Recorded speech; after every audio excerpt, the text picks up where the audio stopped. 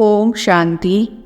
25 जनवरी 1974 की अव्यक्त वाणी। टाइटल है निराकार स्वरूप की स्मृति में रहने तथा आनंद रस लेने की सहज विधि। स्वरूप की स्मृति दिलाने वाले, आनंद रस का रसास्वादन कराने वाले अव्यक्त शिव बाबा बोले, जैसे अपना साकार स्वरूप सदा और सहज स्मृति में रहता है, क्या वैसे ही अपना निराकार स्वरूप सदा और सहज स्मृति में रहता है। जैसे साकार स्वरूप अपना होने के कारण स्वतः ही स्मृति में रहता है, क्या वैसे निराकार स्वरूप भी अपना है तो अपनापन सहज याद रहता है। अपनापन भूलना मुश्किल होता है।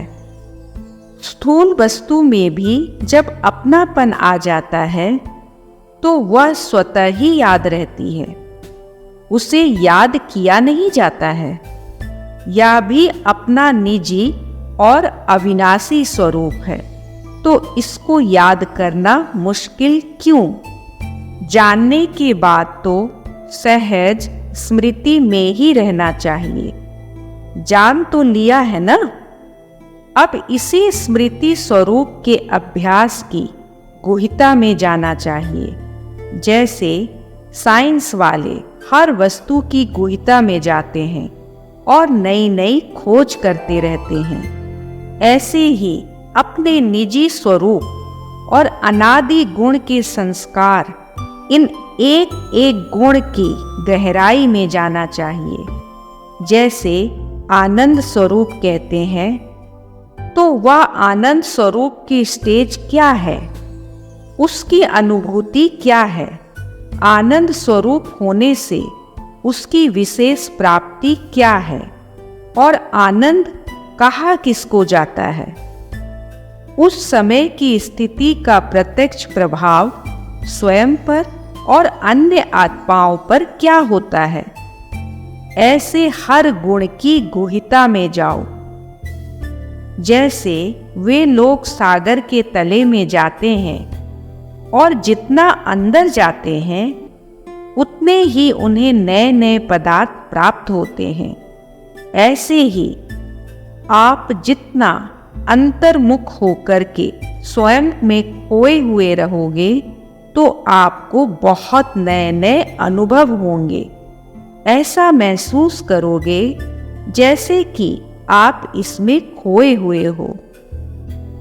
जैसे मछली पानी के अंदर रहती हुई अपना जी दान महसूस करती है, उसका लगाव पानी से होता है।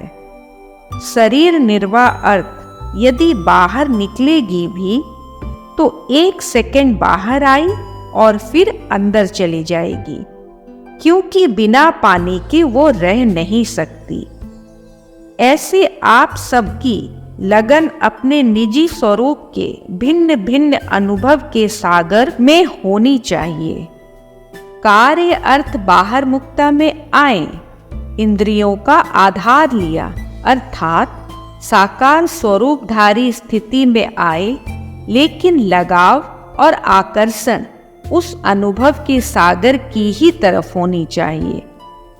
जैसे स्थूल वस्तु अपनी भिन्न भिन्न रसनाओं का अनुभव कराती है ना, जैसे मिश्री अपनी मिठास का अनुभव कराती है और हर गुण वाली वस्तु अपने गुण का अनुभव कराती हुई अपनी तरफ आकर्षित करती है, ऐसे ही आप अपने निजी स्वरूप के हर गुण की रसना का अनुभव अन्य आत्माओं को कराओ, तब ही आत्माएं आकर्षित होंगी। तो अब यह अनुभव करना और कराना, यही अपना विशेष कर्तव्य समझो।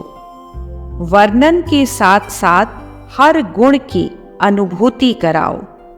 वह तब करा सकोगे जब स्वयं इस सागर में समाये होगे।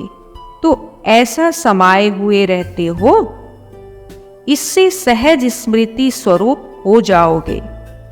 याद कैसे करें इसकी बजाय यह क्वेश्चन उठे कि याद भूल कैसे सकती है, इतना परिवर्तन आ जाए। अभी तो सिर्फ थोड़ा सा अनुभव किया है, सिर्फ चक्कर देखा है।